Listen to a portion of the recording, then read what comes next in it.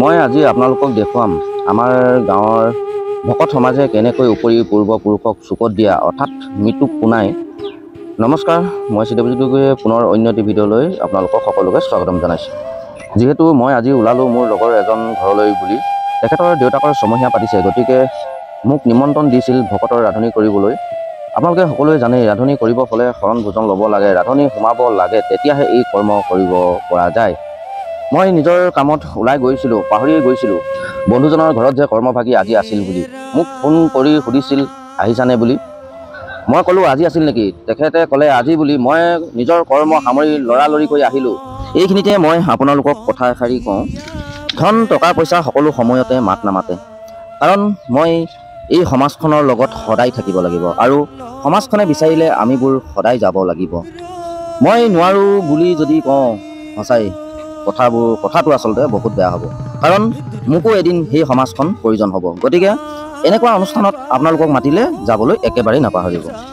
এই পথাৰখন আপোনালোকে দেখিছে, পথাৰখন আচলতে আগতীয়াকৈ নুৰুলে মানে পানীয়ে মাৰে, গতিকে তেখেতলোকে ৰোৱা আৰম্ভ কৰিলে। ময়ো গৈ তেখেতলোকৰ ঘৰত সোমালোগৈ। যিহেতু মোৰ অলপ পলম হৈছিল, মোৰ সতীৰ্থ বন্ধুকেইজনে আৰম্ভ কৰিলে। পিছত সকলোৱে একলগ হৈ আমি ৰন্ধা বঢ়াত লাগিলোঁ।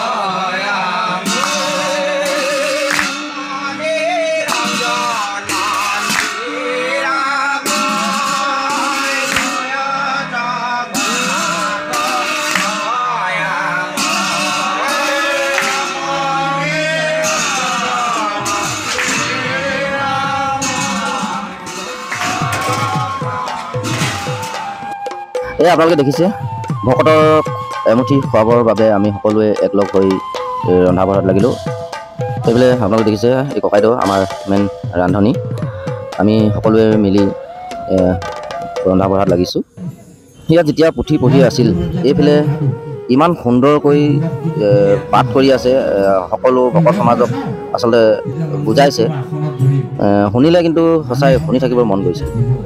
যিহেতু মই আপোনালোকক কৈছিলোঁ যে মৃত্যুকত দিয়া যিটো পৰ্ব, সেই পৰ্বটো তেখেতলোকে ভিতৰত কৰিছে। এই আপোনালোকে বাহিৰৰ যি দৃশ্য দেখিছে, এই বাহিৰৰ দৃশ্যটো হ'ল আচলতে এইটো ছমহীয়া যিভাগি কৰিব লাগে কৰ্ম, আচলতে এই বাহিৰত তেখেতলোকে কৰ্মভাগী কৰিছে।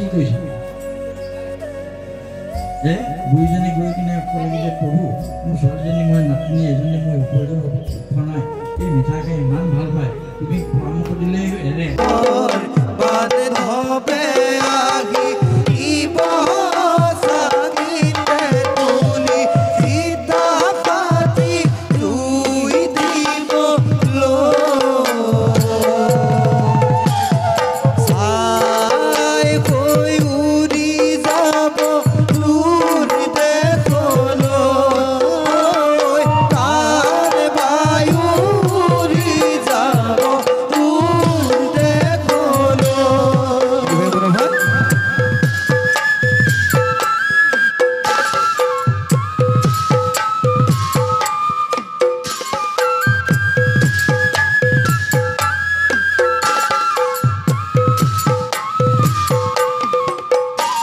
এতিয়া আপোনালোকক দেখুৱাওঁ ভিতৰৰ পৰ্বটি।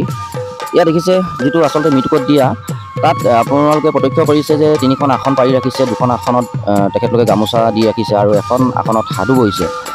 আৰু সেই বাকী থকা 2খন আসনত কেনেকুৱা ব্যক্তি আচলতে বহিব পাৰে আপোনালোকে জনাবলৈ একেবাৰে নাপাহৰিব।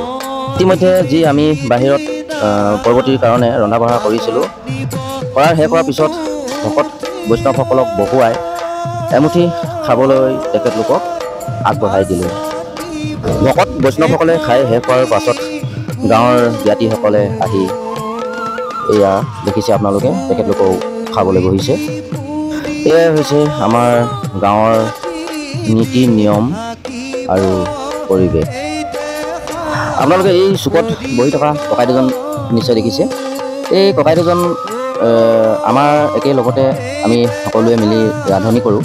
যিহেতু ভিতৰ প্ৰক্ৰিয়া ৰান্ধনি আচলতে পাবলৈ নাইকিয়া হৈছে, যিহেতু এই ককাই দুজনক আমি ভিতৰ প্ৰক্ৰিয়াত আগভাগ ল'বলৈ তেখেতক কিছু শিকিবৰ কাৰণে আমি তেখেতক ভিতৰ ভাগলৈ পঠিয়ালোঁ। ভিতৰ ভাগৰ যি নীতি নিয়ম থাকে, নীতি নিয়ম শেষ হোৱাৰ পিছত যি ভিতৰ কৰ্মভাগী কৰিল তেখেতলোকক এমুঠি খাবৰ বাবে আগবঢ়াই দিছে।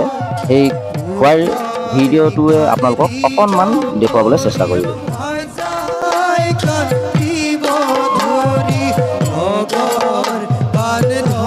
গৃহস্থই আমাকো খাবৰ বাবে এই বাইদেউ কেইগৰাকীৰ লগতে বহুৱালে। আমি বহি খাই বহিও উঠিলোঁ, কিন্তু এই বাইদেউ কেইগৰাকী নুঠেহে নুঠে, পূৰা খাইছে। অকণমান ধেমালি মাজেৰে সেই সময়কণ পাৰ কৰিলোঁ। খাই বৈ শেষ হোৱাৰ পাছত আমিও গৃহস্থক মাত এষাৰি লগাই তেখেতলোকৰ ঘৰৰ পৰা বিদায় ল'লোঁ।